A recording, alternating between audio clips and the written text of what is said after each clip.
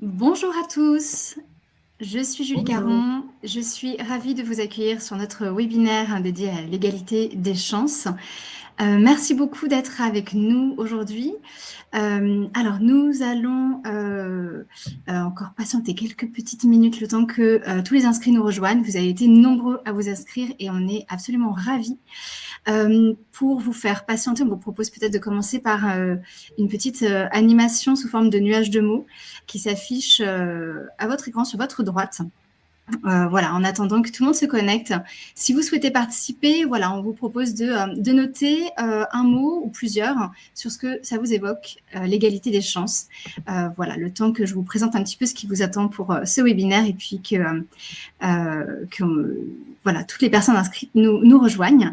Alors, vous êtes nombreux à vous être inscrits. Un immense merci à vous. C'est formidable. On est ravis.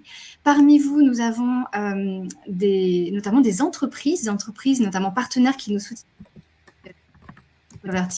Donc, bien sûr, un immense merci à vous d'être là avec nous aujourd'hui.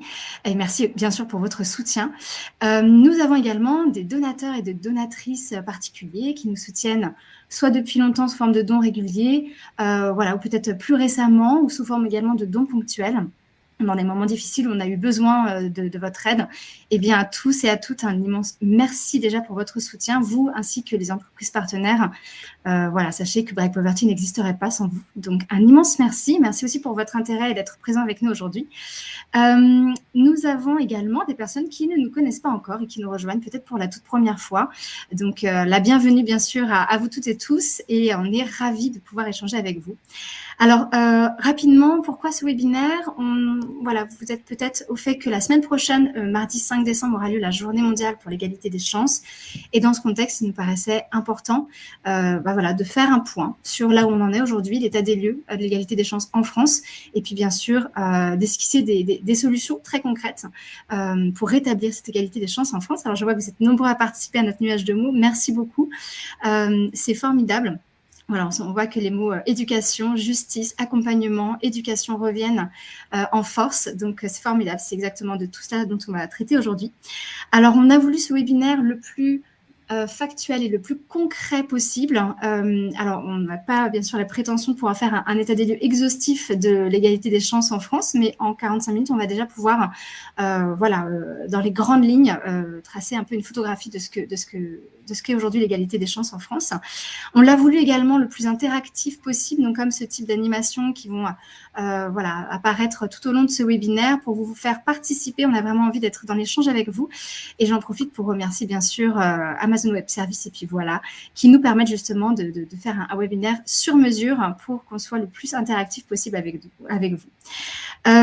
Gardez juste en tête que les questions, vous pouvez les poser, il y aura un chat tout au long du webinaire sur votre droite, qu'on y répondra plutôt vers la fin du webinaire, si ça vous va.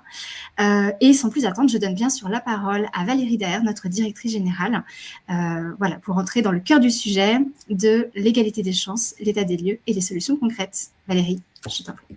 Merci infiniment, Julie. Bonjour à toutes et à tous. Donc, je suis Valérie Daher, je suis la directrice générale de la Fondation Break Poverty. Je suis absolument ravie d'échanger avec vous à l'occasion de ce webinaire qui est une première, mais qui est pour nous un rendez-vous important que l'on veut installer dans la durée et qui est finalement un double objectif. Le premier objectif, c'est de partager avec vous un état des lieux de la question de l'égalité des chances en France et de la question de la précarité en France. Aujourd'hui, malheureusement, et vous allez le voir à travers un certain nombre de chiffres que l'on va partager avec vous, la situation est assez dramatique et surtout la France, malheureusement, n'est pas le pays de l'égalité des chances. Et il est important pour nous d'abord de partager ce constat avec vous et surtout, en fait, de contribuer à vos côtés à construire des solutions qui auront un grand impact sur la question des jeunes les plus vulnérables dans notre pays. Je vais vous commencer ce webinaire en fait par un petit quiz, alors qui n'a absolument pas pour objectif de vous mettre en difficulté, bien au contraire, mais qui a pour objectif en fait, eh bien, de bien poser le décor et de savoir de quoi on parle aujourd'hui lorsqu'on parle de pauvreté des enfants et des jeunes en France et surtout d'égalité des chances. Et je vais commencer par une première question. Qui, vous le voyez, s'affiche à la droite de votre écran et qui nous semble une question essentielle. On parle souvent de la pauvreté chez les plus âgés d'entre nous et notamment chez les retraités. Vous le savez peut-être, aujourd'hui, 6% des retraités en France vivent en dessous du seuil de la pauvreté. Quel est, selon vous, le taux de pauvreté des enfants et des jeunes dans notre pays? Est-ce que 10% de nos enfants vivent en dessous du seuil de pauvreté? Est-ce que c'est 15%, réponse B, ou est-ce que c'est 20%, réponse C? Je vous laisse quelques secondes pour répondre. Est-ce que vous pensez qu'il s'agit de 10, de 15 ou de 20% de nos enfants qui sont pauvres?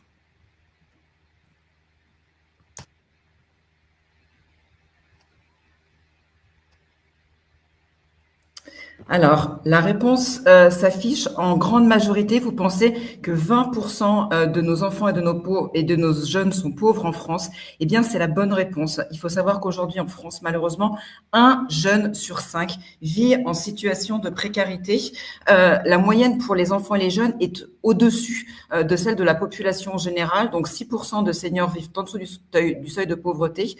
15% de la moyenne de la population française vit en dessous du seuil de pauvreté, mais malheureusement, la situation est extrêmement grave pour les enfants et les jeunes, avec 20% d'enfants pauvres. Alors, la deuxième question vise à comprendre, en fait, de quoi on parle lorsqu'on parle notamment des stigmates des enfants, de la pauvreté chez les enfants les plus défavorisés. Alors, vous allez le voir et on va beaucoup en parler. Lutter contre la pauvreté des enfants et des jeunes, c'est d'abord agir très tôt.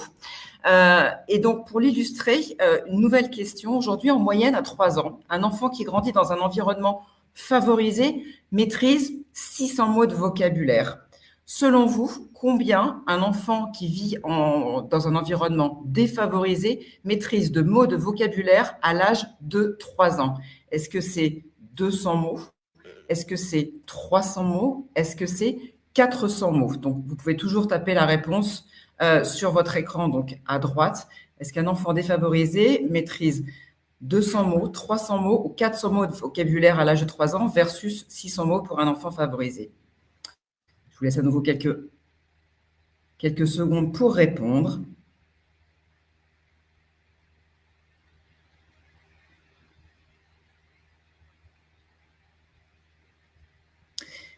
Alors, vous pensez en grande majorité, non pas d'ailleurs en grande majorité, mais une petite majorité que ces 300 mots, c'est effectivement la bonne réponse. Aujourd'hui, un enfant qui grandit dans un environnement défavorisé maîtrise en moyenne 300 mots de vocabulaire, c'est-à-dire 2 fois moins qu'un enfant favorisé. Et vous allez le voir, on va l'expliquer après, en fait, ces retards de développement et ces retards d'acquisition du langage, en fait, que l'on constate chez un enfant de moins de 3 ans qui grandit dans un environnement défavorisé, va malheureusement avoir des conséquences extrêmement graves sur sa réussite scolaire future. Et vous le verrez comment on traite cette question essentielle. Troisième et dernière question. On va parler maintenant de la scolarité des enfants les plus vulnérables de notre pays. Avec cette question, quelle est selon vous la part des jeunes issus des milieux défavorisés qui accèdent au bac général? Donc, si on prend une population de 100 jeunes qui sont en 6e et qu'on regarde exactement cette même population au bac, donc à l'âge de 17 ans, selon vous, quelle est la proportion en fait de ces jeunes qui auront décroché le bac général sur 100 jeunes? Est-ce que ce sont 16% de ces jeunes? Est-ce que ce sont 58% de ces jeunes? Ou est-ce que c'est 90% de ces jeunes?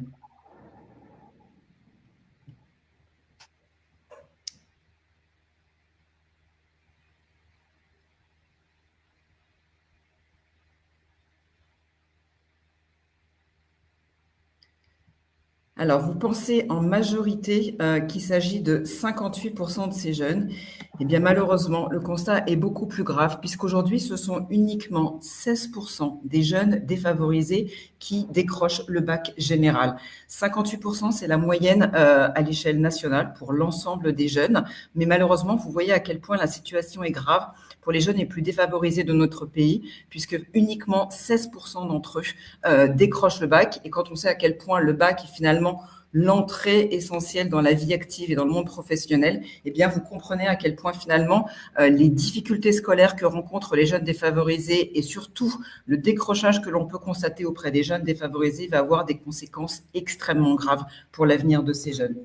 Eh bien, vous le voyez à travers ces quelques chiffres aujourd'hui, malheureusement, la situation dans notre pays, en matière d'égalité des chances, est extrêmement grave. Et le combat et la vision de Break Poverty, c'est cela, en fait. C'est de lutter contre ce monde où un enfant pauvre devient aujourd'hui un adulte pauvre. Et c'est malheureusement la réalité d'un grand nombre de jeunes défavorisés en France. Il faut savoir que, alors que notre pays est probablement le plus redistributeur de charges sociales, en fait, on constate à l'inverse que c'est l'avant-dernier pays à l'échelle de l'OCDE en matière d'égalité des chances. Ça veut dire que si vous regardez tous les pays les plus riches de la planète, en fait, la France se situe à l'avant-dernier niveau. Le seul pays qui est derrière nous, c'est la Hongrie en matière d'égalité des chances. Et ça se traduit par un chiffre qui est extrêmement grave, c'est qu'il faut en moyenne aujourd'hui dans notre pays 6 générations pour qu'un descendant de famille pauvre puisse atteindre le revenu médian. Ce qui veut dire que lorsqu'un enfant grandit dans un environnement défavorisé en France, dans un quartier défavorisé en France, eh bien malheureusement, cet enfant pauvre deviendra un adulte pauvre, mais ses enfants aussi, ses petits-enfants aussi, ses arrière-petits-enfants aussi, et cela sur 6 générations. Aujourd'hui, notre pays condamne littéralement les enfants pauvres à la pauvreté à vie, mais cela sur plusieurs générations. Et c'est le combat de Break Poverty, c'est aujourd'hui ce qui nous anime chaque matin lorsque nous nous engageons en fait sur le terrain, aux côtés des plus défavorisés, aux côtés d'un grand nombre d'associations, c'est de construire un monde où un enfant vulnérable en fait peut viser un avenir meilleur et peut espérer qu'à l'âge adulte, il sortira de la précarité. Donc, c'est vraiment aujourd'hui notre combat. Et pour ça, notre conviction la plus forte, en fait, c'est que pour enrayer cette pauvreté et pour enrayer et surtout pour arrêter ce cercle vicieux de la pauvreté, il faut agir dès le plus jeune âge. Vous l'avez vu tout à l'heure, à travers les quelques chiffres que je vous ai présentés, malheureusement, les stigmates de la pauvreté, on commence à les porter très jeunes. Un enfant de 3 ans, déjà, souffre de retard de développement parce qu'il a grandi dans un environnement stressant, ponctué de privations au quotidien et que cet environnement va déjà générer des retards de développement chez ce jeune enfant. Et ces retards de développement chez ce jeune enfant va ensuite générer des difficultés d'apprentissage à l'école. Et souvent, on échange avec des professeurs, des maîtresses, des maîtres de CP qui nous disent qu'ils savent déjà en début d'année quels sont les élèves qui vont être en difficulté parce qu'ils ont déjà des difficultés d'apprentissage. Donc, ces élèves défavorisés vont avoir des difficultés d'apprentissage à l'école qui vont souvent générer du décrochage scolaire que l'on constate souvent à l'âge de la 4e ou de la 3e. Et ces difficultés scolaires qui génèrent du décrochage scolaire vont générer en fait une sortie de l'école sans diplôme. Et aujourd'hui, en fait, sortir de l'école sans diplôme, eh bien, ça veut dire du chômage de longue durée et évidemment, en fait, des difficultés majeures d'insertion dans le monde de l'emploi. Donc aujourd'hui, pour lutter contre la pauvreté et surtout pour enrayer le cercle vicieux de la pauvreté qui est installé dans notre pays, il est essentiel pour nous de prévenir cette pauvreté chez les enfants et les jeunes et pour ça, d'agir dès le plus jeune âge. Et notre mission, eh bien, elle est assez simple, en fait. Elle est de bâtir des solutions qui vont, en fait, permettre à ces jeunes de sortir de la précarité. Et cela, dès la petite enfance, donc essentiellement dans 3 domaines d'intervention, comme vous le voyez sur cet écran.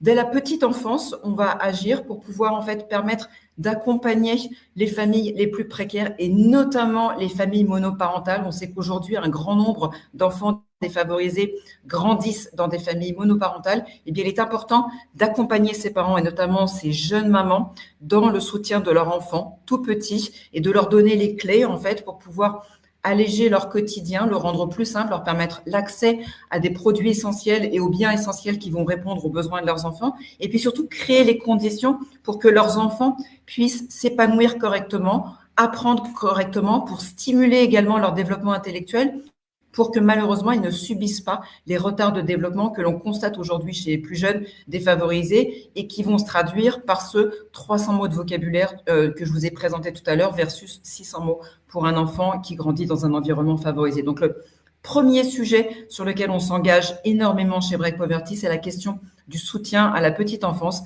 avec le financement de différents programmes en fait qui vont permettre d'accompagner les mamans les plus défavorisées, les parents les plus défavorisés dans l'épanouissement de leurs enfants entre 0 et 3 ans. Le deuxième sujet fondamental, c'est celui de la réussite scolaire. Vous l'avez compris, aujourd'hui, un enfant qui grandit dans un environnement défavorisé va souvent être confronté à l'échec scolaire parce qu'il a des difficultés d'apprentissage à l'école. Et malheureusement, aujourd'hui, l'école, en fait, fonctionne un peu au même rythme pour tous les élèves, quel que soit leur niveau de difficulté dès l'entrée en CP. Eh bien, pour nous, il est important de porter une attention particulière à ceux qui sont en difficulté. Et donc, on travaille, on réfléchit avec nos équipes sur les solutions que l'on peut apporter en milieu scolaire ou en milieu périscolaire pour permettre à tous les enfants d'apprendre à leur rythme et surtout de sortir de l'école avec le diplôme qui va leur permettre plus tard d'accéder à leur premier emploi. Donc, le deuxième domaine d'intervention de Break Poverty, c'est vraiment la lutte contre le décrochage scolaire et c'est la possibilité pour nous de construire des programmes en milieu scolaire ou en périscolaire qui vont accompagner les jeunes qui sont le plus en difficulté pour leur permettre de réussir à l'école, de réussir dans leurs études supérieures et de décrocher le diplôme qui sera la clé de la sortie de la précarité. Et enfin, dernier sujet, qui est un sujet tout aussi essentiel pour accompagner ces enfants et ces jeunes défavorisés, c'est celui de l'accès au premier emploi. Parce que malheureusement, quand un jeune défavorisé échoue à l'école et sort prématurément de l'école sans diplôme, il va être en difficulté et ça va se traduire souvent par un chômage de longue durée. Et donc, il va s'agir pour nous, en fait, de l'aider à franchir le cap du premier emploi, lui donner les clés pour qu'il décroche en fait son premier emploi et qu'il puisse briller une carrière professionnelle comme n'importe quel autre jeune. Et donc, le troisième programme et le troisième sujet d'intervention de Break Poverty, c'est l'accès au premier emploi avec des programmes d'accès à des formations qualifiantes ou d'acquisition des codes professionnels pour des jeunes qui n'en ont pas afin qu'ils puissent réussir dans le monde de la vie professionnelle. Donc, voilà les trois sujets dans lesquels aujourd'hui on s'investit. Et pour que vous en sachiez un petit peu plus sur ces différents sujets, mais surtout pour que vous compreniez comment aujourd'hui les équipes de Break Poverty développent des solutions concrètes dans ces trois domaines pour accompagner les enfants et les jeunes les plus défavorisés, on va vous proposer de découvrir nos programmes dans le détail, notamment par l'intervention de nos différentes équipes et des responsables des programmes sur ces trois sujets. Julie. Exactement. Apparaissent sur votre écran 3 boutons en bas, donc 3 images. Voilà, l'idée c'est que vous puissiez choisir l'une des 3 thématiques pour l'approfondir davantage avec l'un de nos experts. Bonjour à tous. Et bienvenue dans la salle Petite Enfance où nous allons vous présenter les actions que Break Poverty mène depuis 2 ans dans ce domaine, puisque nous avons la conviction effectivement que pour lutter contre la pauvreté à la racine, il faut commencer par la prévenir dès le plus jeune âge. Donc avant de rentrer concrètement dans ce que nous faisons, je vous propose de commencer par un petit quiz pour resituer ensemble en fait les enjeux qui tournent autour de cette notion de pauvreté infantile. Donc, la première question va s'afficher normalement à droite. Vous allez pouvoir y répondre à partir de la fenêtre qui va s'ouvrir. La question s'affiche. Voilà. Donc, cette première question porte sur le budget mensuel moyen nécessaire pour élever un bébé jusqu'à ses 3 ans. Donc, selon vous, quel est le budget nécessaire, donc chaque mois, pour qu'un parent puisse élever son enfant dans de bonnes conditions jusqu'à ses 3 ans, donc en moyenne? Là, c'est plutôt l'idée d'avoir une moyenne lycée. Est-ce que c'est 180 €? Est-ce que c'est 360 € ou est-ce que c'est 490 €? Donc, je vais vous laisser quelques secondes pour répondre selon ce qui vous semble le plus juste. Et puis, ensuite, on va pouvoir expliquer ce chiffre ensemble. Alors, est-ce que c'est 180, 360 ou 490 €? Donc, on va afficher les réponses. Donc, selon, effectivement, donc 360 € pour la plupart d'entre vous. Alors, en fait, c'est un peu plus que ça. On est à 490 €, donc presque 500 €. Donc ça, c'est une étude Ipsos qui a été réalisée en 2019 et qui montre en effet que c'est un coût énorme, notamment pour les familles les plus en difficulté. Donc par exemple, pour une famille monoparentale qui vit donc sous le seuil de pauvreté et qui dispose de 1 433 € par mois en moyenne, un tel budget représente quasiment un tiers des revenus du foyer. Donc si on ajoute en fait toutes les autres dépenses du quotidien, donc le loyer, l'alimentation des autres membres de la famille, les charges, en fait, on se rend vite compte que la situation devient intenable et que certains de ces parents sont obligés de faire des sacrifices. Et en fait, ces chiffres sont d'autant plus alarmants quand on sait que les événements qui sont vécus par un enfant lors des premières années de sa vie ont un immense impact, en fait, un impact qui est à la fois grave et durable sur son bien-être à la fois mental et physique. Et c'est des conséquences qui peuvent durer, en fait, très longtemps et donc impacter son développement futur. Et on parle notamment du fait que tout se joue pendant les 1000 premiers jours, donc pendant les 3 premières années de la vie. Et donc, notre ambition chez Break Poverty, c'est vraiment de soutenir des projets qui visent à donner les mêmes chances à tous les bébés pour enrayer, en fait, ce qu'on appelle les inégalités de destin et faire en sorte que chaque enfant puisse avoir un bon départ dans la vie. Donc, deuxième question qui va s'afficher à nouveau. Selon vous, combien de bébés sont aujourd'hui inscrits à l'aide alimentaire en France? Donc, est-ce que c'est 100 000 bébés? Est-ce que c'est 260 000 bébés? Ou est-ce que c'est 310 000 bébés? Donc là encore, je vais vous laisser quelques secondes pour y répondre. Et ensuite, pareil, je vais vous donner quelques explications autour de ce chiffre. Donc, je pense qu'on peut peut-être afficher les réponses. Donc, en effet, c'est en effet 260 000 bébés qui sont inscrits en moyenne donc, à l'aide alimentaire en France. Donc, vous l'avez sans doute entendu, la crise sanitaire et en fait maintenant l'inflation surtout ont fait augmenter la pauvreté en France et en conséquence les besoins en aide alimentaire ont explosé. Donc je ne sais pas si vous vous en souvenez, mais à la rentrée notamment les Restos du Cœur avaient lancé un appel, les Restos du Cœur et d'autres associations de solidarité pour alerter sur leurs difficultés grandissantes en fait à répondre à la demande de leurs bénéficiaires et stipuler par exemple que près de 150 000 d'entre eux ne pourraient pas être accueillis aujourd'hui, cette année en 2023, faute tout simplement de ressources nécessaires. Et donc, on estime qu'en France, entre 2 et 3 millions de personnes sont inscrites donc, auprès des associations d'aide alimentaire, dont 260 000 bébés, selon le ministère des Solidarités et des Familles. Et donc, en fait, ce sont souvent des mamans seules qui vont se rendre dans les associations pour obtenir du lait, des couches, des petits pots, car sans cette aide, elles ne sont plus en mesure de faire face. Et c'est très inquiétant quand on sait que les prix, en fait, aujourd'hui continuent à bondir. On n'en a pas terminé. Le PDG, par exemple, du Système U prédit que dans les mois à venir, le prix des couches va continuer à augmenter de 25% environ. Donc, c'est quelque chose qui va peser vraiment très lourdement sur le budget de ces familles. Et dernière question, qui va porter donc sur la part des parents défavorisés en difficulté qui se retrouvent contraints de restreindre l'alimentation de leur bébé. Alors, selon vous, est-ce que c'est un tiers des parents défavorisés, un quart des parents défavorisés ou un dixième d'entre eux qui sont obligés, en fait, de réduire l'alimentation de leur enfant parce qu'ils n'ont plus les moyens, en fait, d'acheter les petits pots et le lait nécessaire? Donc là encore, je vais vous laisser quelques petites secondes. Et on va pouvoir afficher les résultats. Alors, effectivement, c'est bien un tiers des parents défavorisés qui sont obligés de restreindre l'alimentation de leur bébé. Donc, par exemple, ça suppose qu'une maman utilise plutôt une cuillère en fait de lait en poudre dans le biberon plutôt que 3. Et on sait que pour les produits d'hygiène, en fait, la situation est encore plus grave puisque c'est près de la moitié des parents défavorisés qui font des sacrifices et qui ne prennent pas soin, enfin, qui n'ont pas les moyens de prendre soin de leur enfant correctement. Donc, par exemple, certaines mamans nous disent que, faute de pouvoir acheter des lingettes, elles nettoient leur enfant à l'eau claire. Ou alors, c'est des parents qui ne mettent des couches à leurs enfants que pendant la nuit. Et donc, en fait, ces renoncements forcés donc, affectent bien évidemment le bien-être de l'enfant en premier lieu, mais en fait aussi placent les parents dans une situation d'angoisse permanente. Et on sait à quel point, en fait, le stress à la maison est nuisible pour l'épanouissement de l'enfant et c'est l'un des principaux freins, finalement, à son bon développement.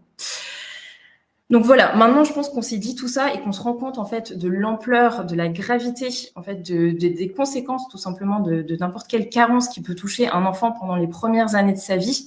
En fait, il y a urgence à agir. Et donc c'est pour ça qu'en 2021, en fait déjà, Break Poverty s'était engagé sur le sujet. Donc là pour répondre en fait à une situation d'urgence, puisque c'était suite au Covid, en fait, nous avions été mobilisés par le secrétariat d'État chargé de l'enfance et des familles pour mener une opération d'aide en fait aux familles qui avaient été plongées dans la difficulté par la crise sanitaire. Et donc, via cette opération qui consistait à redistribuer des produits de première nécessité, donc couches, lait infantile, petits pots, produits de soins, aux familles dans le besoin, on a pu apporter de l'aide à 53 000 bébés à travers toute la France métropolitaine avec l'appui de notre partenaire, l'Agence du don en nature. Et donc, cette opération, on s'était rendu compte qu'elle avait eu un impact très important à la fois sur les familles bénéficiaires, donc qui nous disaient que grâce en fait à l'opération, elles avaient été en mesure de répondre correctement aux besoins de leurs enfants, mais aussi sur les associations d'aide qui nous disaient qu'elles avaient beaucoup de mal en fait à accéder à ces produits qui sont chers, volumineux et souvent très peu disponibles au ramassage. Donc les ramassages notamment qui sont effectués en grande surface. Et donc, tout l'enjeu, en fait, à la suite de cette opération, quand on s'est rendu compte de l'ampleur des besoins qui étaient à la fois massifs et structurels, c'était d'œuvrer pour que cette opération soit reconduite ou même redimensionnée pour vraiment, en fait, ne pas lâcher les familles qui bénéficiaient de cette aide et pouvoir les accompagner dans la durée ou alors de façon, en tout cas, pertinente. Donc, c'est pour ça qu'on a lancé et que finalement, nos efforts ont payé puisque nous avons été en mesure de lancer cette année, donc en octobre, un renouvellement de cette opération, donc sur un modèle assez similaire avec l'accompagnement du ministère des Solidarités et des Familles. Donc, cette nouvelle opération vise cette fois-ci à toucher 100 000 bébés. Donc, on est associé, encore une fois, à l'Agence du don en nature et à Don Solidaire pour véritablement venir en aide à ces familles. Et donc, c'est la ministre des Solidarités, Aurore Bergé, qui a annoncé cette nouvelle opération lors d'une visite dans une association à Beauvais, où elle a pu justement échanger avec des jeunes mamans sur les difficultés qu'elles éprouvaient au quotidien pour élever leurs enfants. Et notamment, nous, Break Poverty, nous allons être principalement mobilisés sur le volet de l'hygiène et d'autres acteurs vont se concentrer effectivement plutôt sur le volet alimentaire. Et donc, très concrètement, pour cette opération, nous avons pour ambition, en tout cas, de collecter et d'acheter 13 millions de couches, 11 millions de lingettes et plus de 200 000 produits de soins, produits lavants. Et tous ces produits, en fait, vont être collectés donc, auprès d'industriels de la petite enfance, donc des entreprises qui vont être partenaires de cette opération et donc qui, sous forme de dons ou alors de vente à très bas coût de produits, vont permettre d'alimenter les volumes qui vont être distribués. Et ces produits vont être ensuite dispatchés dans les réseaux de plusieurs associations, donc notamment des grands réseaux comme les Restos du Cœur, le Secours Populaire et la Croix-Rouge, mais également de nombreuses petites associations de solidarité présentes dans les quartiers. Voilà. Donc, l'idée, c'est évidemment de répondre très concrètement en fait à l'urgence de ces familles en leur apportant une aide matérielle, mais également de s'appuyer en fait sur cette opération pour inscrire une politique publique dans la durée. Et en fait, ça va vraiment être notre objectif sur l'année 2024. C'est à la fois de gérer ce plan opérationnel, mais également de se projeter sur la suite et donc de penser, de construire avec à la fois les pouvoirs publics et les entreprises une solution de long terme qui permette d'aider ces familles dans la durée. Voilà, donc je vous remercie pour votre attention et donc pour cette présentation assez synthétique des opérations que nous menons donc sur ce champ de la petite enfance. J'ai le temps pour quelques questions si jamais il y en a, et puis je vais faire de mon mieux pour y répondre. Alors, il y a une question, donc une première question qui demande, donc quand vous évoquez des solutions à long terme, parlez-vous de reconduire cette opération chaque année ou de demander par exemple la hausse des minima sociaux? Alors c'est une très bonne question. En fait, il y a plusieurs pistes qui peuvent être explorées. Donc par exemple, on peut envisager effectivement donc de poursuivre sur la lignée de l'opération qu'on a mise en place, en fait en se disant qu'elle va devenir renouvelable finalement chaque année, donc en mobilisant des acteurs de façon régulière dans un schéma qui est déjà éprouvé, donc en créant par exemple un consortium avec des entreprises, avec donc les entreprises de la petite enfance, avec les associations qui ont déjà contribué. Et l'idée, ce serait par exemple, pourquoi pas, d'avoir un budget dédié chaque année et que les entreprises puissent éventuellement dédier des lignes de production spécifiques pour alimenter les associations de solidarité sur certains volumes qu'on sait nécessaires pour aider ces familles. Ça peut être une solution. Ça nous paraît aussi essentiel en fait de réfléchir à d'autres pistes. Donc par exemple la mise en place de chèques bébé qui pourrait être apparenté au modèle des tickets restaurants et qui permettrait en fait au moment et bien finalement d'aller se fournir dans les supermarchés comme n'importe qui, dans une approche beaucoup moins stigmatisante, avec la diversité de produits qui existent et donc en fait avoir quelque chose de beaucoup plus permanent finalement. Une deuxième question, chez Happy Babies, nous voulons soutenir votre pacte Premier Pas, nous ne savons pas comment faire un don en ligne où. Alors, effectivement, donc nous, l'opération se lance et c'est extrêmement important pour nous d'avoir le soutien, en fait, à la fois donc, de nos partenaires ou de toute personne qui souhaiterait s'engager à nos côtés pour aider ces enfants. Donc, il est déjà possible de faire un don normalement sur le site de Break Poverty. Vous pouvez aussi faire un don au travers, en fait, de cet événement puisque vous avez une cartouche dédiée sur la gauche. Et puis nous, bien entendu, on va continuer à communiquer autour de cette opération. Donc, bien évidemment, le don financier, c'est une solution pour nous aider en premier lieu, puisque ça va permettre derrière, en fait, de soutenir notre action qui permet d'acheter tous ces produits et de les distribuer aux enfants. Et donc, voilà, le don financier peut se faire directement via notre site. Et sinon, on va continuer, en fait, à communiquer et à peut-être lancer d'autres actions de mobilisation dans les mois à venir. Alors, on a une autre question, je vais essayer d'y répondre très rapidement parce qu'on n'a plus beaucoup de temps. Que comptez-vous dans les 490 € de budget mensuel pour prendre soin d'un bébé? Alors oui, c'est vrai qu'on a évoqué, donc ça c'est plutôt lycée, je pense, sur les 3 premières années, parce que par exemple, ça compte les frais de garde, l'alimentation, l'achat de matériel spécifique, par exemple, pour l'allaitement. Donc, effectivement, les frais de garde prendront sans doute une plus grande part dans les années une fois que l'enfant aura grandi. L'idée, en fait, c'est de se dire qu'aujourd'hui, notre opération se centre sur vraiment les produits de première nécessité et l'accès aux biens essentiels. Mais en fait, derrière, c'est un ensemble de besoins qui concernent l'enfant. Et en fait, c'est hyper important de considérer ça comme un tout. Parce que le fait que les parents puissent prendre le temps d'interagir avec leur enfant une fois qu'ils sont débarrassés un peu des contraintes du quotidien, c'est vraiment quelque chose d'essentiel. Donc, en fait, on ne peut pas juste se concentrer sur l'alimentation, sur l'hygiène. Il y a également tout ce qui concerne effectivement les frais de garde, puisque ça libère également du temps aux parents pour bien continuer à travailler et ensuite pour avoir, on va dire, le temps et l'énergie aussi à consacrer à leurs enfants. Donc, c'est tout un ensemble. Effectivement, 490 €, c'est une moyenne, mais ça reste néanmoins très élevé pour tout parent qui éprouverait déjà des difficultés. Voilà, donc on arrive au bout. On n'a plus le temps pour d'autres questions, mais n'hésitez pas en tout cas à revenir vers nous si besoin. Et maintenant, je vais vous inviter à rejoindre la salle plénière pour clôturer le webinaire. Bonjour à tous et bienvenue dans cette salle d'échange et cet atelier de travail sur la lutte contre le décrochage scolaire pour les jeunes de l'ASE. Je suis Nadège Malti, chargée de projet mentorat chez Break Poverty et en charge du projet mentorat ASE. Je suis ravie de vous accueillir parmi nous. Alors, peut-être que vous posez la question, qu'est-ce que l'ASE? Ce sigle que je répète. Eh bien, écoutez, c'est une très bonne question et ça nous permet de faire une transition parfaite vers notre premier quiz.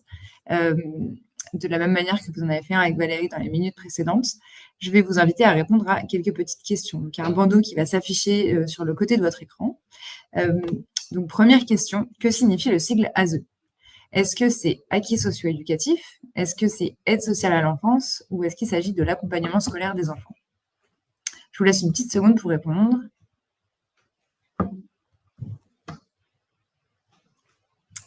Et on va afficher les résultats, s'il vous plaît.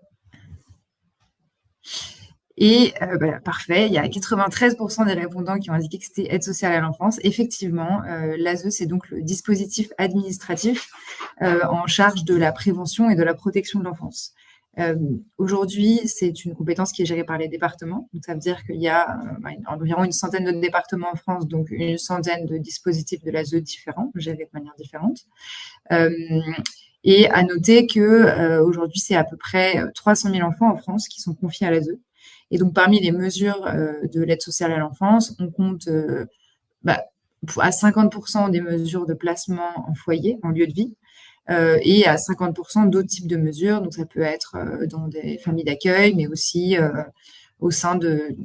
Certaines mesures de l'ASE peuvent constituer en des éducateurs qui viennent dans la famille où le jeune est dans sa propre famille et des éducateurs qui interviennent comme un vrai soutien à l'éducation. À noter que les jeunes de l'aide sociale à l'enfance, ils sont confiés, peuvent y être confiés depuis leur naissance et jusqu'à leurs 18 ans. Et donc, à leurs 18 ans, ils sortent des dispositifs de l'ASE. Et donc, ça nous amène vers la seconde question de notre quiz, qui est combien de jeunes de l'ASE sortent sans diplôme à votre avis? Donc, combien de jeunes de l'ASE à leurs 18 ans n'ont pas de diplôme? Est-ce que c'est 28%, 70% ou 92%? Je vous laisse une petite seconde. Et on va afficher les résultats, s'il vous plaît. Et vous êtes 58% à penser que c'est 70%, et c'est la bonne réponse. Effectivement et tristement, cela indique qu'on a donc plus de 2 jeunes sur 3 qui sortent de l'aide sociale à l'enfance sans brevet ni baccalauréat. Et c'est un des témoins forts, un des indicateurs forts de la fracture scolaire que connaissent les jeunes qui sont confiés à l'aide sociale à l'enfance et qui souvent sont en lien avec un décrochage scolaire assez fort. Enfin, dernière question de notre petit quiz. À votre avis, quelle est la part des personnes sans domicile fixe qui est passée par l'ASE à un moment dans sa vie? Est-ce que c'est 5%, 12% ou 25% des personnes sans domicile fixe? Et on va afficher les résultats, s'il vous plaît. Et vous êtes effectivement 91% à penser que c'est 25%. Et c'est la bonne réponse. Effectivement, c'est une personne sur 4 aujourd'hui qui est sans domicile fixe, qui est passée par l'ASE à un moment dans sa vie. Et c'est même 40% des sortants de l'ASE qui connaissent la rue au moins une fois dans les 10 ans qui suivent leur sortie. Encore une fois, c'est un indicateur fort de la fracture sociale que connaissent les jeunes qui sont confiés à l'aide sociale à l'enfance et que malheureusement, le dispositif de l'ASE n'arrive pas à rattraper, ou en tout cas pas dans son entièreté. Et donc, nous, chez Break Poverty, on a décidé de s'intéresser plus spécifiquement à ces publics à partir du moment où on a identifié la grande source de vulnérabilité, en tout cas qu'ils représentaient. Donc, pour vous en dire un peu plus sur les jeunes de l'ASE, qu'est-ce qui les caractérise?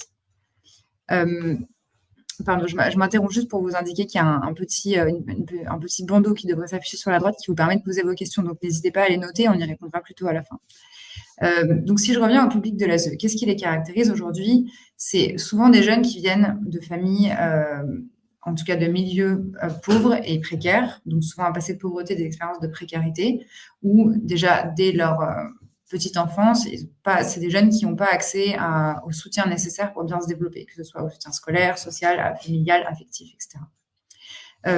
Ensuite, une fois que ces jeunes sont confiés à l'ASE, ils peuvent se retrouver dans une situation d'exclusion sociale et d'isolement affectif. Donc, en fait, un jeune qui se retrouve en foyer, c'est un jeune qui, en tout cas, est pointé comme jeune en foyer, qui va se retrouver potentiellement qu'avec d'autres jeunes qui connaissent les mêmes difficultés que lui et qui peut se retrouver éloigné de ses liens familiaux. C'est aussi des jeunes qui connaissent des difficultés scolaires importantes. Donc souvent parce qu'ils n'ont pas eu le soutien méthodologique nécessaire quand ils étaient plus jeunes, ils n'ont pas pu accéder à la confiance nécessaire pour évoluer sereinement dans leur parcours scolaire. Du coup, c'est souvent des jeunes qui vont cumuler du retard, voire du décrochage. Enfin, c'est souvent des jeunes qui sont en lien avec une orientation et une insertion professionnelle difficile. C'est-à-dire qu'une fois qu'ils sont pris en charge par le dispositif, ils vont être poussés par leurs éducateurs, par les dispositifs de l'ASE, vers des études courtes, vers souvent des orientations professionnelles qui sont subies et qui sont des facteurs supplémentaires de décrochage scolaire. Vous l'aurez compris, une fois qu'on est rentré et qu'on est confié au système de l'ASE, en fait, on a du mal à sortir de ce cercle vicieux de pauvreté et de déterminisme social qui s'est déjà enclenché dès la naissance. Et donc, nous, chez Break Poverty, on a identifié une solution à cela, et c'est le mentorat. Le mentorat, qu'est-ce que c'est? Alors, il y a une définition officielle qui est caractérisée en 3 dimensions que je vais vous présenter. Vous pourrez y revenir de manière plus concrète.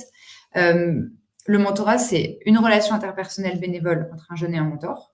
C'est souvent une relation qui est construite autour d'objectifs personnalisés pour le jeune et qui souvent va s'orienter autour de l'accompagnement scolaire, l'insertion professionnelle, l'accompagnement académique.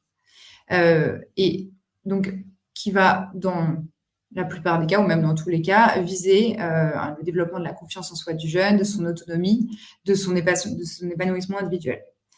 Plus concrètement, à quoi ça ressemble? En fait, c'est des associations qui opèrent du mentorat pour des jeunes et plus spécifiquement pour des jeunes de l'aide sociale à l'enfance et où on va avoir des mentors qui peuvent être des étudiants, des salariés, des personnes actives, des personnes inactives, des personnes majeures dans tous les cas, qui vont entrer en contact avec un jeune et qui vont le rencontrer de manière régulière, donc en général peut-être 1 fois par semaine, 2 fois par mois, et qui peuvent, en tout cas en fonction des objectifs du jeune, soit l'aider méthodologiquement à préparer son bac, à faire ses devoirs de maths, à préparer ses vœux sur Parcoursup pour préparer son orientation professionnelle, mais qui, à l'occasion, peuvent aussi décider de faire une sortie au musée pour sortir le jeune de son milieu et lui permettre de découvrir d'autres choses.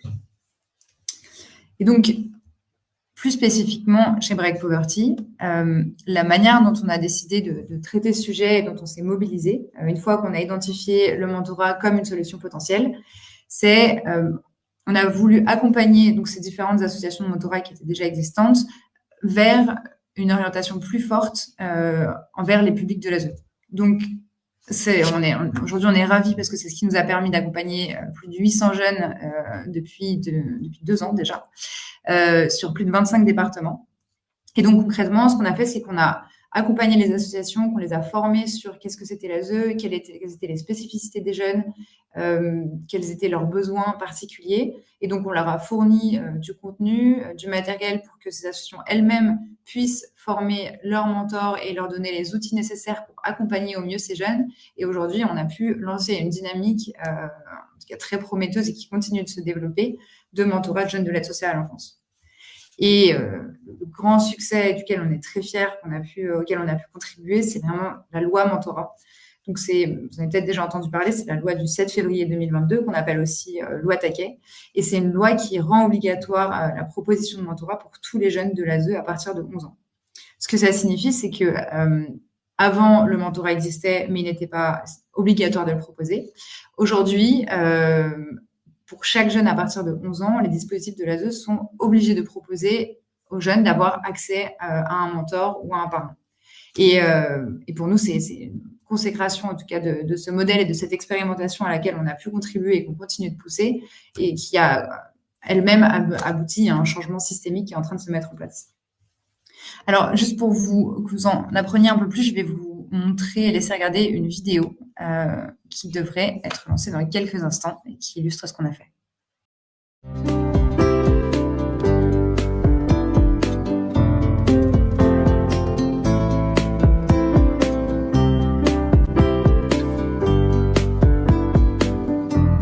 On va dire au quotidien pour la réussite professionnelle, pour la confiance en soi de tous les jours, pour un peu surmonter les difficultés qu'on peut rencontrer. C'est vraiment un soutien en fait. On aborde beaucoup de sujets différents de la vie au quotidien, que ce soit comment ça se passe au niveau du social, avec les amis, avec la famille, avec les copains et tout. Ça aide quand même vachement, que ce soit pour les cours, la vie professionnelle, les démarches, ça aide vachement. Ça apporte beaucoup de choses. Déjà, ça fait sortir de sa zone de confort. Pour soi, du coup, c'est un avantage. Et après, c'est se sentir hyper utile. C'est trop bien de rencontrer une nouvelle personne et de savoir que on peut vachement l'aider pour les cours, on peut l'aider pour n'importe, pour vraiment tous les domaines. Du coup, moi, ça m'a beaucoup apporté.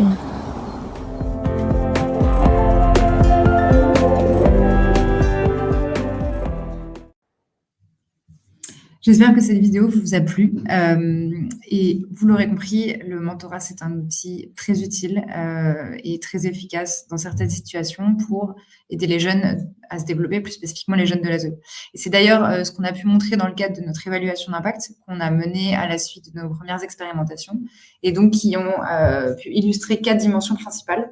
C'est que aujourd'hui, le mentorat, c'est ce qui permet à des jeunes d'être, en tout cas en partie, d'être plus engagés scolairement. Et souvent, les jeunes mentorés sont des jeunes qui ont des résultats qui sont meilleurs que les jeunes non accompagnés.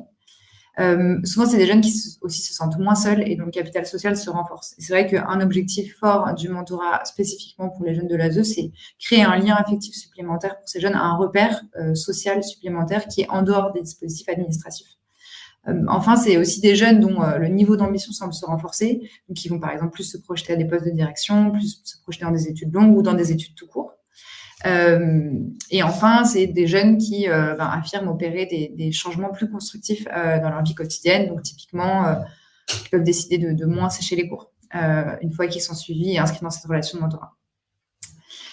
Eh bien, je vous remercie de m'avoir écouté et on va profiter de ces 2-3 dernières minutes qui nous restent pour répondre à quelques questions. Je vois qu'il y en a plusieurs qui ont été postées dans le chat, donc je vais commencer par y répondre.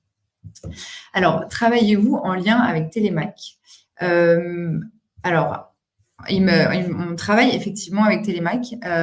Sur ce sujet-là spécifiquement, j'aurais besoin de regarder exactement quelles ont été nos actions, mais on sera ravis de revenir vers vous. En tout cas, sachez que toutes les questions seront répondues aussi à l'écrit et que vous aurez accès à ce compte rendu.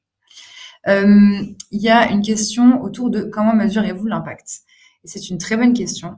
Alors, il y a eu plusieurs manières de mesurer l'impact, mais spécifiquement pour les jeunes de l'ASE, il y a des questionnaires qui ont été construits, qui ont été diffusés à tous les jeunes qu'on a pu accompagner. Et on a interrogé des groupes témoins et des groupes qui ont été suivis, des groupes de jeunes qui ont été suivis. Et on a testé un certain nombre d'hypothèses que nous, on avait déjà émises à la base. Et on a aussi été accompagné dans ce cadre-là par un cabinet spécialisé en évaluation d'impact. Et donc, on a pu sortir toutes ces mesures. Aujourd'hui, cette évaluation d'impact, elle continue à l'échelle des départements. Et on essaie aussi de l'agrémenter d'entretiens qu'on réalise en direct avec les jeunes qui nous permettent d'obtenir des verbatims et des vrais retours d'expérience. Il y a aussi une question autour de est-ce qu'on travaille avec Article 1? Alors, oui, on travaille avec Article 1. Plus spécifiquement sur le mentorat de l'ASE, c'est pas l'association qui est la plus présente, mais effectivement, c'est en tout cas un partenaire fort et une association assez leader sur la question du mentorat en France. Et j'ai une dernière question de Chloé qui est qui sont les partenaires de ce projet? Écoutez, c'est une très bonne transition parce que justement, on remercie nos partenaires sur ce projet.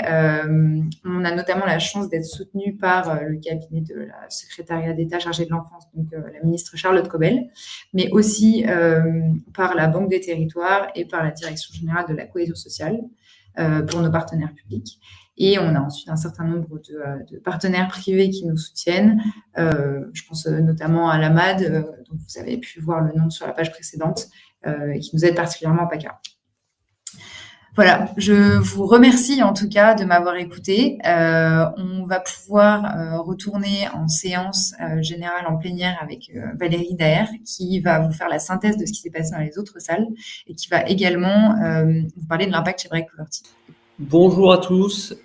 Donc, vous accédez en live à la pièce consacrée à l'insertion professionnelle. Donc, moi, je suis Christophe Sanchez, je suis ravi de vous retrouver aujourd'hui. Je suis en charge de l'innovation au sein de Break Poverty Foundation. Donc, ravi de vous retrouver. Quelques petites indications, on va passer 15 minutes ensemble pour parler justement insertion professionnelle. Vous avez normalement sur la partie droite de votre écran un chat qui apparaîtra et dans lequel vous pourrez poser vos questions donc, tout au long de cette présentation. L'idée, c'est qu'on prenne un peu de temps à la fin pour répondre à vos questions. Donc peut-être pour démarrer, de quoi on va parler aujourd'hui? On va parler d'insertion professionnelle. Dit autrement, on va parler de la manière dont on permet à des jeunes qui ont connu des difficultés scolaires et pour beaucoup qui ont dû quitter le système scolaire rapidement, on va parler de la manière dont on essaye à Break Poverty Foundation de trouver une voie pour ces jeunes-là dans le monde professionnel. Et du coup, pour démarrer, ce qu'on va faire, c'est un petit sondage pour vous permettre de comprendre notamment pourquoi on cible particulièrement les jeunes qui sortent sans diplôme. Donc, on parle à peu près de 100 000 jeunes par an qui sortent sans diplôme. Donc, vous voyez, de 15 à 25 ans, ça va faire à peu près 1 million de jeunes.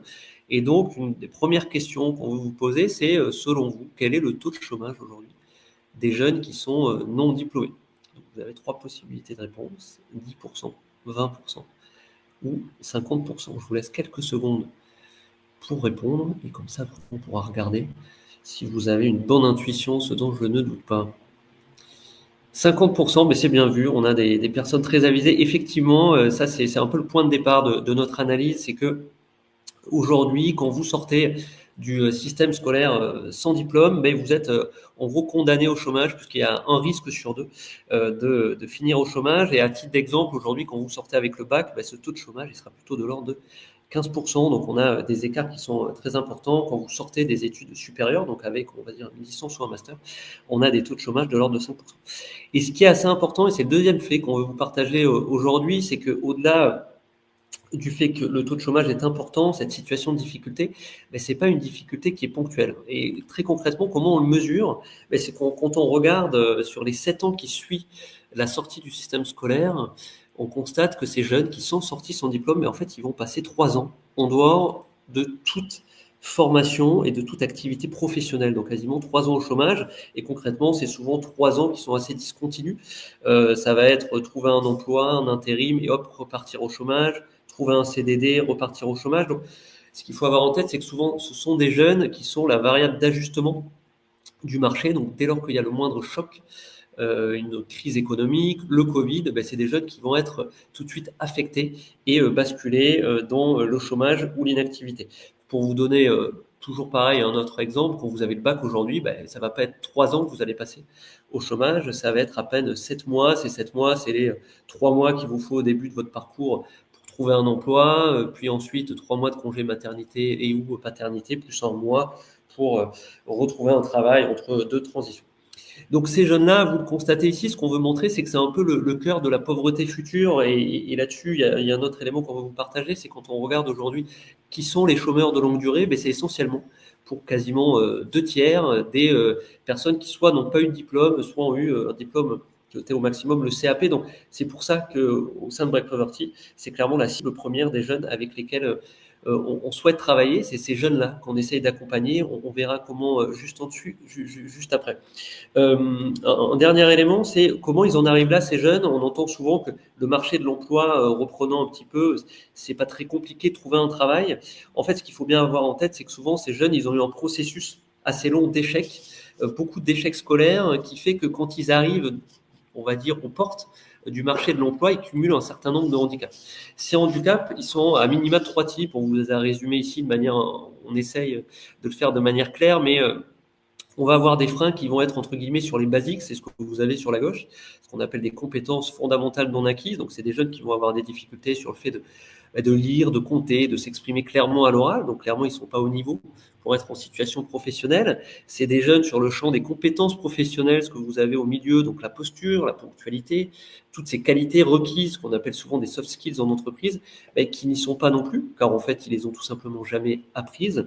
Et souvent, quand on regarde le parcours de ces jeunes, ils vont aussi cumuler ce qu'on appelle des freins périphériques, donc des difficultés en matière de logement, en matière de mobilité. Ils n'ont pas forcément de véhicule pour se rendre sur le lieu de l'emploi, et on a aussi des difficultés en matière de santé. Donc, en gros, le sujet pour ces jeunes, et c'est notre credo chez Break Poverty, c'est d'arriver à être accompagnés justement pour lever ces freins qui vont leur permettre derrière de trouver un emploi, ou en tout cas d'être accompagnés vers l'emploi. Et donc notre credo à Break Poverty, c'est ça, c'est d'arriver à accompagner, enfin en tout cas à identifier des associations qui sont pertinentes pour lever ces freins et trouver le chemin de l'emploi. On le fait dans un peu plus de 40 de villes en France, et aujourd'hui ce qu'on voulait, c'est vous en donner une illustration. Et du coup, je vais pour ce faire laisser la parole à Luc. Luc, il va représenter un projet qui est un projet qu'on trouve très pertinent, qui est celui d'école de production de Béthune, et qui donc Luc a cofondé cette école de production. Il en est administrateur. Donc, si vous voulez, Luc, je vous laisse la parole pour expliquer très concrètement ce que fait l'école de production. Merci Christophe. Donc moi, Luc Vandeville, je m'occupe quasi exclusivement d'activités associatives. Effectivement, on a créé avec quelques autres chefs d'entreprise, parce que j'étais dirigeant d'entreprise avant, cette école de production. Alors, qu'est-ce que c'est qu'une école de production? C'est une école qui accueille des jeunes de 15 à 17 ans, quelquefois 18. Ils ont un point commun, c'est qu'ils sont tous déscolarisés. En tout cas, ils n'aiment pas l'école classique. On les forme. Alors, cette école forme à un métier de l'usinage. Alors, qu'est-ce que c'est l'usinage? C'est en fait un métier assez large. Ça consiste à fabriquer des pièces mécaniques en acier, en aluminium ou en plastique, à destination de tout un tas d'activités. Ça peut être l'automobile, l'aéronautique, l'industrie, la confection de machines ou de pièces de rechange, etc. Donc là, alors, comment intégrons-nous ces jeunes? On a une pédagogie qui est complètement à l'inverse d'une pédagogie classique, qu'on appelle faire pour apprendre, c'est-à-dire qu'on va mettre directement ces jeunes sur les machines à produire des pièces, et ça va être 2 tiers de leur temps, donc c'est quand même très important. Et le dernier tiers, on va l'occuper à des enseignements plus classiques, puisqu'on va les former à un CAP. Une chose très importante et qui donne du sens à ce que font les jeunes, toutes les pièces fabriquées par les jeunes sur des vraies machines industrielles, qui sont des machines qu'on peut trouver dans les entreprises, sont vendues aux entreprises. On a démarré l'école en janvier 2022, donc on a qu'une première promotion. Alors on essaye que nos promotions soient à 12 élèves maximum, et cette première promotion a passé son examen du CAP en juin 2023, donc 1 an et demi après, et on a eu 100% de réussite au CAP. Donc ces jeunes ont obtenu pour la première fois de leur vie un examen. Et sur ces jeunes, donc on a 9 jeunes qui sont sortis de l'école. Sur ces 9, il y en a 5 qui continuent en bac professionnel en alternance. Donc c'est assez. Ils avaient quitté l'école qu'ils n'aimaient pas, mais ils l'ont retrouvé en alternance pour se former un petit peu plus largement sur ce métier de l'usinage. Et il y en a un autre qui a trouvé du travail directement. Il a trouvé du travail en une journée. Alors ça, c'est un petit peu notre exemple phare. Il est revenu de vacances, il a téléphoné à une entreprise, il a déposé son CV, il travaille le lendemain. Et les 2 autres, on a 2 autres qui travaillent non pas dans le métier de l'usinage, mais qui font des missions d'intérim, de CDD, qui cherchent un peu leur voie, qui veulent faire autre chose, mais qui sont quand même, je dirais, qui sont en train de s'insérer socialement. Et puis il y en a un qui est en mission locale, qui a un peu plus de difficultés. Donc voilà, on est assez fiers de ces premiers résultats. Alors, il y a une chose qui est absolument fondamentale, c'est que ces jeunes retrouvent confiance en eux. À l'école, on leur a dit « t'es un bon à rien », enfin, je caricature, mais à peine. Là, ils retrouvent confiance en eux, ils s'aperçoivent qu'ils savent faire quelque chose, ils obtiennent un diplôme, ils fabriquent de leurs mains. Et ce qui est assez bluffant, d'ailleurs, moi qui suis un ancien dirigeant industriel, au bout de quelques semaines sur les machines, ces jeunes qui retrouvent confiance sont capables d'apprendre très vite. Et on a des jeunes qui fabriquent des pièces au bout de quelques semaines. Donc voilà. Et ce qui est quand même assez sympa dans ce genre d'activité, c'est de voir ces jeunes retrouver confiance et le sourire. Alors, je voudrais dire aussi une chose, c'est que Break Poverty a soutenu notre école. Break Poverty, moi, j'ai beaucoup aimé leur façon. D'abord, il y a un soutien financier qui n'est pas à négliger, évidemment. Mais outre ça, il y a toute cette méthode avec la mesure de l'efficacité, de l'impact des actions qui est extrêmement précieuse. Et puis aussi ce réseau associatif, même sur notre territoire, qui nous permet de discuter, de collaborer, toujours dans le souci d'insérer nos jeunes, parce que bon, nous, on a choisi l'usinage parce qu'on est des industriels, mais d'autres ont choisi le théâtre, d'autres ont choisi d'autres voies. Et la clé, c'est que ces jeunes retrouvent confiance, retrouvent le sourire et envie et je peux vous dire que ces jeunes ont envie de travailler. J'ai un exemple d'un père qui m'a dit « Mais qu'est-ce que vous avez fait à mon fils ?» Il ne voulait plus aller à l'école. Quand il y allait, il était collé 2 fois par jour. Et là, à la journée porte ouverte, il a voulu absolument que toute sa famille vienne présenter ce qu'il faisait, expliquer ce qu'il faisait. Très fier, le matin, il y va avec enthousiasme. Enfin voilà. Donc des jeunes qui ont envie de travailler. Super. Merci Luc. Est-ce que peut-être vous pouvez aussi développer le fait que c'est aussi la particularité du modèle, et moi c'est aussi ça qu'on a trouvé très intéressant, c'est qu'il y a une vraie activité économique au cœur d'un bassin économique avec la nécessité aussi de faire du chiffre d'affaires. Oui, j'ai oublié de le préciser, vous avez raison Christophe. Toutes les pièces que fabriquent les pièces, 100% sont vendues à des entreprises. On a une quinzaine d'entreprises qui nous soutiennent et qui achètent ces pièces mécaniques, quelquefois avec intérêt parce qu'on a des machines qui ne l'ont pas ou parce qu'ils sont un peu débordés, ils ont un complément de production à faire, enfin, etc. Et ils ont bien compris l'intérêt puisque à l'arrivée, toutes ces entreprises sont en difficulté de recrutement. On est sur un métier en tension et donc ça leur rend service aussi quelque part de pouvoir former ces jeunes au métier de l'usinage. Ah, c'est clairement super intéressant et ça fait partie de ce que vous expliquiez sur la pédagogie, c'est que voilà, on fait, c'est ce qui nous permet d'apprendre et en plus là on fait pour des vraies commandes et donc c'est clair que c'est aussi très gratifiant pour les jeunes. J'ai quelques questions, Luc, qui sont apparues sur le chat, qui notamment portent sur le modèle de l'école de production. Une première qui est un peu technique, mais on adore les questions techniques. C'est une question de Yves qui nous demande, les machines qui sont illustrées derrière sont très modernes. Pourtant, ce sont des vraies photos de l'école de production, c'est vrai. Et on n'a pas mis des fausses photos. Et je tiens à dire. Et du coup, on nous demande combien ça coûte. On a un parc de machines à commande numérique et de machines traditionnelles et on a investi 1 million d'euros à peu près sur l'ensemble des machines. Alors, on a été aidé pour ça par le plan de relance et on a été aidé aussi par des fondations, en particulier la Fondation Total Énergie. Et aussi, ce qui est intéressant, Luc, c'est que du coup, moi, je me rappelle, ça nous avait marqué quand on avait visité l'école de production, c'est que les machines sur lesquelles travaillent les jeunes sont des machines qui vont être amenées à retrouver dans leur prochain emploi, ce qui n'est pas forcément le cas, mais ça, je vous laisse peut-être en dire, mais quand on va, par exemple, suivre certains cursus, je ne sais pas, en lycée pro ou autre, parce qu'évidemment, c'est des choses qui évoluent vite, c'est un peu ça l'idée ou pas? Alors, c'est un petit peu la particularité de cette école, c'est une petite usine quelque part. Quand on a créé l'école, on a voulu absolument que le parc machine colle au parc machine des entreprises locales. Et en particulier, alors pour les spécialistes sur les machines à commande numérique, il y a des langages. Donc, nous, on a à peu près tous les langages. On a le Mazac, on a etc. Donc, on s'est arrangé pour que les jeunes, quand ils vont retrouver l'entreprise, soient complètement à l'aise avec les machines. Donc, c'est vraiment une petite usine. Et c'est vrai que c'est assez impressionnant ces machines. Moi-même, j'ai testé. D'ailleurs, le chiffre d'affaires, à terme, va représenter un tiers de nos revenus. On est aujourd'hui à 15-20% des ressources de l'école. Ok. Une autre question encore pour vous, Luc, c'est notamment sur le repérage et la sélection des jeunes. C'est Morgane qui pose la question. C'est comment vous repérez et sélectionnez les jeunes qui sont accueillis dans l'école de production? Ça, c'est une bonne question parce que le recrutement est compliqué. Parce que d'abord, l'industrie est peu connue, le métier d'usinage est peu connu. Donc, il a fallu se faire connaître à travers tout un tas de réseaux sociaux. On a été aidé en local, par le territoire, les missions locales, etc. Et on fait des immersions, c'est-à-dire qu'on propose aux jeunes de venir une semaine, voire plus, dans l'atelier, produire, se former, voir si le métier leur plaît, pour découvrir d'abord ce métier et voir s'il leur plaît. Et à l'issue de cette immersion, il y en a qui repartent en disant non, merci, c'est pas pour moi. Mais il y en a d'autres qui s'inscrivent et qui restent dans l'école. Donc, on fonctionne comme ça pour le recrutement, sachant que la difficulté a été au départ vraiment de se faire connaître. C'est très intéressant. Et j'ai une autre question, mais qui est un peu en lien avec ce que vous disiez. C'est intéressant de se dire, parce qu'on ne le voit pas forcément partout chez l'ensemble des acteurs, d'avoir un peu une période tampon. On peut donner l'occasion de tester, parce que c'est ce que vous dites, l'usinage n'est peut-être pas fait forcément pour tout le monde, comme tout type de métier d'ailleurs. Et on avait une question au début d'Anne-Claire qui portait justement sur, une fois que les étudiants ont dit, allez hop, c'est pour moi, j'y vais, comment vous assurez justement que ces jeunes ne décrochent pas durant leur parcours? Alors, l'immersion aide un peu parce que quand ils mettent les pieds dans l'école, en fait, ils ont déjà fait une espèce de période d'essai, si je peux le dire comme ça, et pour voir si ça leur plaît.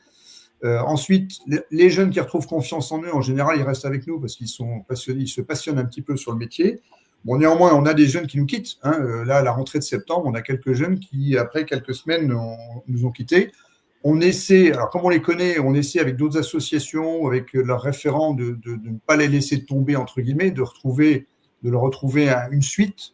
Par exemple, on a une jeune fille qui ne voulait pas rester avec nous, qui avait un petit peu peur dans l'atelier, qui est à l'Envol, qui est une association que Christophe connaît bien, qui est un atelier de théâtre. Alors, ça n'a rien à voir avec l'usinage, mais elle va retrouver confiance en elle en apprenant à chanter, danser, etc. Moi, j'adore cette association et on lien avec eux. On essaie de les suivre. Alors maintenant, si vous voulez, on n'est pas dans un monde parfait, tout le monde ne réussit pas, mais les jeunes qui intègrent notre école et qui y restent, on a été contents de voir qu'ils ont eu 100% de réussite à leur examen et ils sont pratiquement tous dans la vie active. Donc ça, c'était une très grosse satisfaction. C'est clair, c'est clair. Alors, je suis désolé parce qu'en fait, il va nous rester 30 secondes avant que ça rebascule, mais du coup, très rapidement, Luc, une question sur, on voit beaucoup de jeunes hommes, est-ce qu'il est prévu d'avoir des jeunes filles? Oui, alors, on a eu des jeunes filles, elles ne sont pas toutes restées. Moi, je voudrais qu'il y ait 50% de filles, d'autant que ce métier était vraiment un métier féminin. Mais alors, on a encore une image de l'industrie très masculine et c'est très dommage parce que les métiers de l'industrie sont des métiers très, très féminins, je trouve. Mais bon, voilà. Donc, on va essayer d'avoir d'autres filles. Ok, mais c'est bien noté. Oh là là, ça sonne, excusez-moi, je m'emballe. C'est superbe. Écoutez, merci Luc pour toutes ces infos. On est ravis en tout cas d'avoir pu présenter l'école de production. Nous, c'est ce type de projet qui nous paraissent incroyablement intéressant, avec un potentiel fou qu'on soutient sur une quarantaine de territoires en France. On est ravis de vous retrouver. On espère que votre atelier s'est bien passé.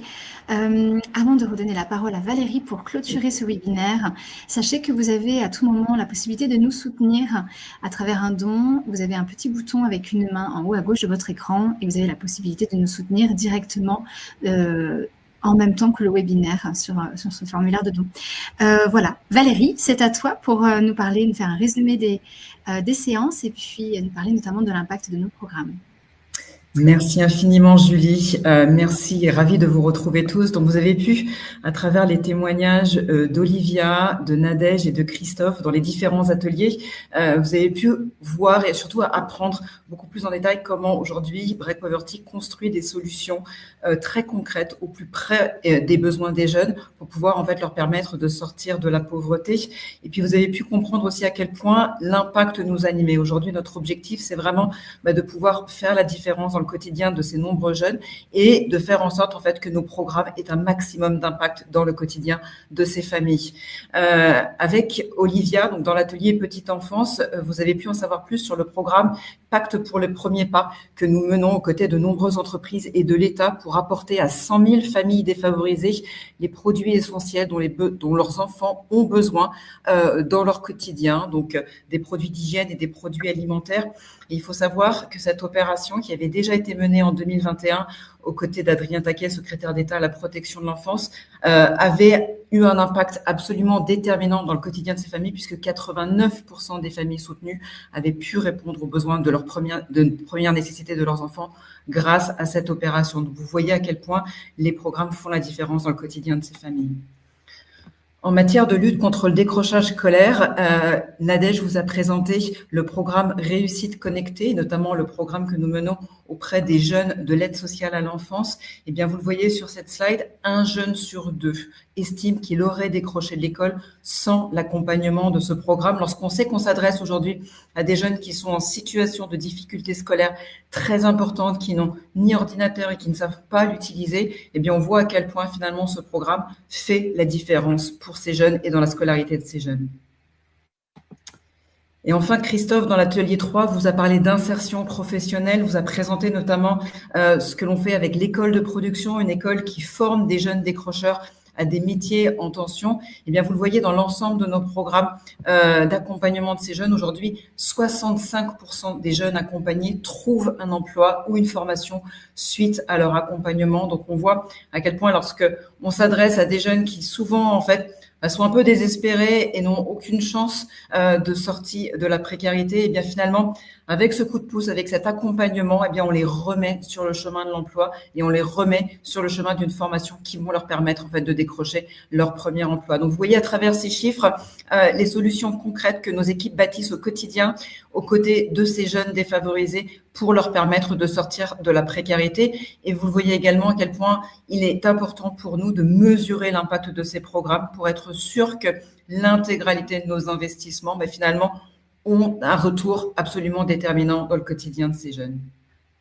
Alors, on va parler un petit peu de chiffres, justement, après ces chiffres d'impact, pour que vous sachiez un petit peu aujourd'hui d'abord comment fonctionne notre budget. Donc, il faut savoir que les ressources de Break Poverty Foundation viennent à 82% de partenaires privés, donc de donateurs. Vous êtes nombreux aujourd'hui, particuliers, qui nous soutiennent souvent en prélèvement automatique, donc avec un don de 10 à 15 euros par mois. Et ces dons aujourd'hui contribuent de manière importante à nos ressources. Mais on a également un grand nombre d'entreprises qui soutiennent nos programmes. Donc au total, aujourd'hui, 82% de nos ressources viennent d'entreprises et de donateurs particuliers qui nous accompagnent dans le quotidien de notre mission.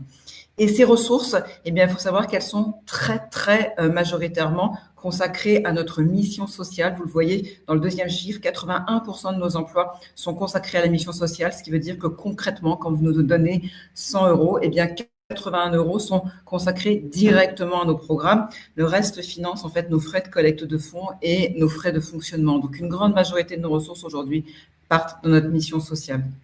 Et pour vous donner quelques petites équivalences de ce que l'on fait concrètement avec vos dons, eh bien, voilà, 3 chiffres qui éclairent un petit peu ce que vous rendez possible au quotidien grâce à votre soutien.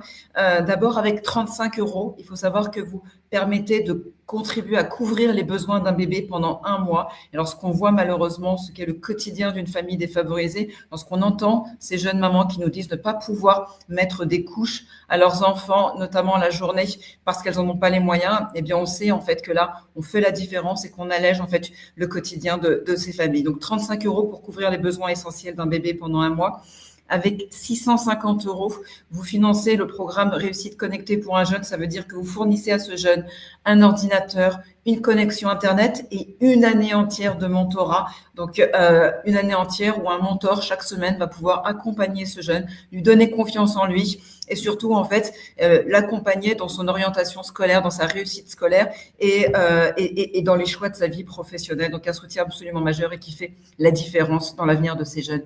Et enfin, avec 5 000 €, là, on parle d'insertion professionnelle avec des programmes tels que l'école de production. Eh bien, avec 5 000 € aujourd'hui, on finance la formation d'un jeune décrocheur sur un métier en tension. Donc, des jeunes décrocheurs qui trouvent un emploi à l'issue de cette formation et qui, enfin, sortent de la précarité et qui rentrent dans le monde actif. Donc, vous voyez à quel point, finalement, vos dons font la différence de manière très concrète dans le quotidien des enfants et des jeunes que nous accompagnons. Donc, un grand merci à tous ceux qui nous soutiennent déjà.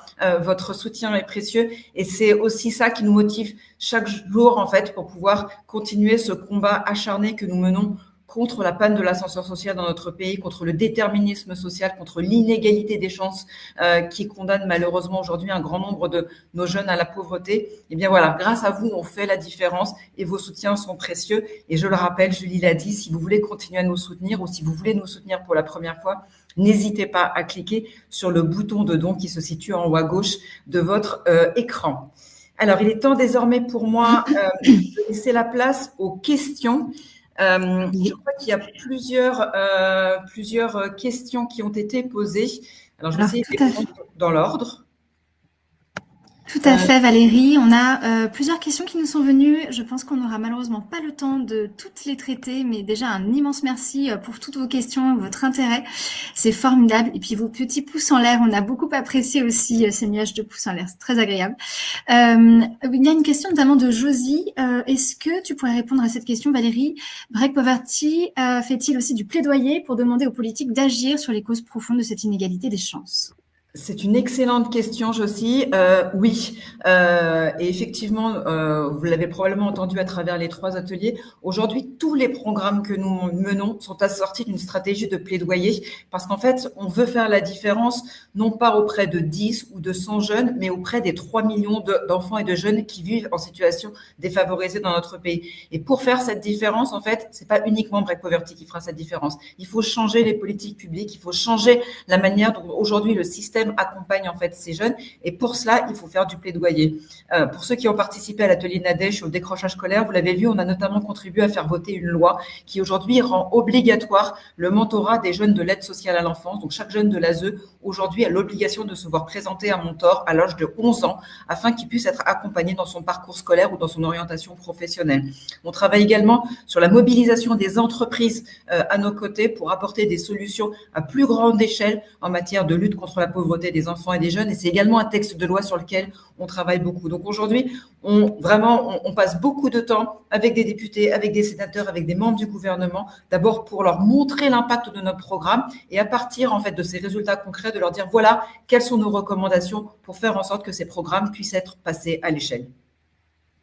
Merci Valérie. Une question, enfin 2 questions en une. À la fois, on nous demande pourquoi nous avons un nom anglophone et en même temps, on a pas mal de questions sur où est-ce qu'on est situé en France, est-ce qu'on est sur la région de Grenoble, où est-ce qu'on est présent sur le territoire. Voilà, donc peut-être si tu peux répondre à un peu ces 2 questions-là en même temps, s'il te plaît. Alors, sur la réponse du nom anglophone, alors effectivement, c'est une question qu'on nous pose souvent. Alors, il faut savoir que notre président, Denis Metzger, et moi-même, on a beaucoup travaillé chez Action contre la faim avant et on a vécu l'horreur de pouvoir en fait promouvoir une marque française à l'international. C'est très, très compliqué. Et donc, on s'était dit en fait que notre ambition, elle était évidemment de répondre à la question du déterminisme social en France, mais aussi peut-être à l'étranger et surtout aussi d'aller s'inspirer de ce qui se passe à l'étranger pour voir dans quelle mesure on pourrait le mettre en France. Et pour avoir ces échanges en fait avec un grand nombre de différents pays, eh bien c'est plus facile de le faire avec une marque anglophone qu'avec une marque francophone. Et donc c'est pour ça qu'on a choisi effectivement d'appeler l'organisation Break Poverty, ce qui veut bien dire ce que ça veut dire pour ceux qui comprennent bien l'anglais. C'est vraiment briser la pauvreté, briser le cercle de la pauvreté. Vous avez compris que c'est ce qui nous anime au quotidien.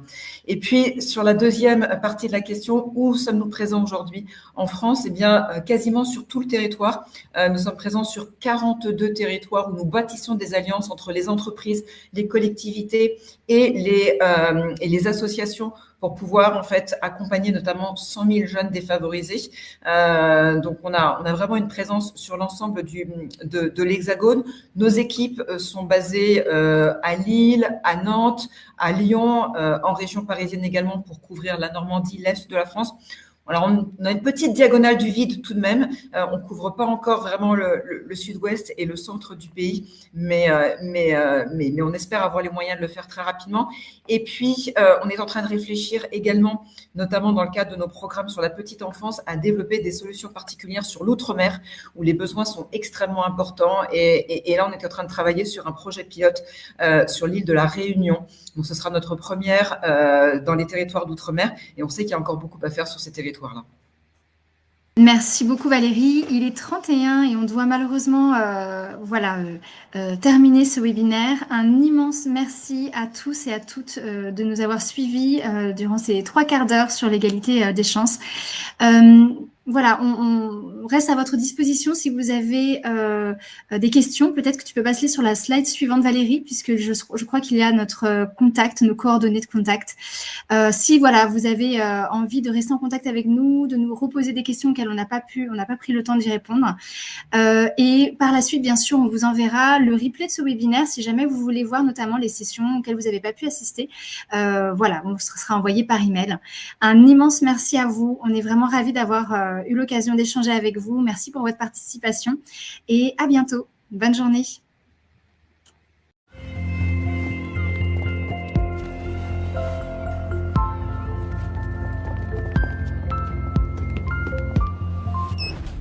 Vous êtes au niveau 0. Vous êtes au niveau 0. Vous resterez au niveau 0. Mais maman, comment on va faire ? Parce que l'ascenseur social est en panne. Break Poverty combat les causes de la pauvreté en France. Faites un don sur breakpoverty.com. Eh bien, on va prendre les escaliers.